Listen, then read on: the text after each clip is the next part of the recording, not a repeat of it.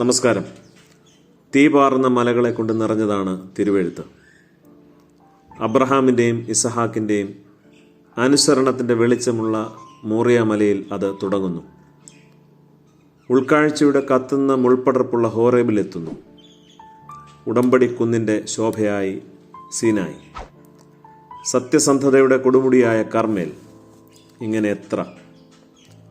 നോമ്പിൽ കയറിപ്പോകേണ്ടുന്നത് ഇതിലൊക്കെ തന്നെയാണ്. അനുസരണത്തിൻ്റെയും ഉൾക്കാഴ്ചയുടെയും അച്ചടക്കത്തിൻ്റെയും വിശ്വസ്തതയുടെയും ഒക്കെ ചൈതന്യം നഷ്ടപ്പെട്ടു പോയിട്ടുണ്ടെങ്കിൽ ജീവിതത്തിൽ തീയിടാൻ നേരമായിരിക്കുന്നു സുഹൃത്തെ.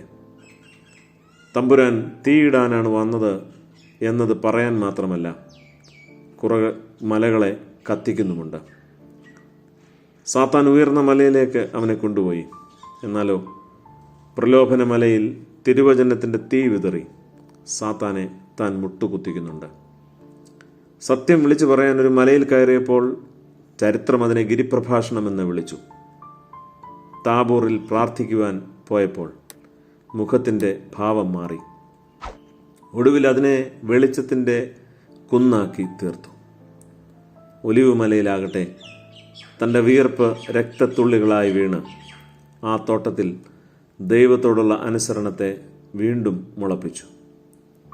കാൽവറിയെ തൻ്റെ മുറിവുകളുടെയും നൊമ്പരങ്ങളുടെയും രക്തം പകർന്ന സഹന ശിഖയാക്കി തീർത്തു. ഇങ്ങനെ എത്ര കനലുകൾ ചേർത്താണ് അവൻ നമുക്ക് പെസഹ ഒരുക്കിയത്. അവസാന അത്താഴമേശയിലും വലിയ വെള്ളിയുടെ കുരിശിലും ഉത്ഥാനത്തിൻ്റെ പിറ്റേന്ന് തിബര്യാസിൻ്റെ കടൽക്കരയിലും താൻ വിളമ്പുന്നത് തീ കുന്നുകൾ കൂട്ടിയൊരുക്കിയ ഒരു ജീവിതത്തെ തന്നെയാണ്. ദൈവമേ, എൻ്റെ ഹൃദയം ഒരു ഇലയായി മാറി.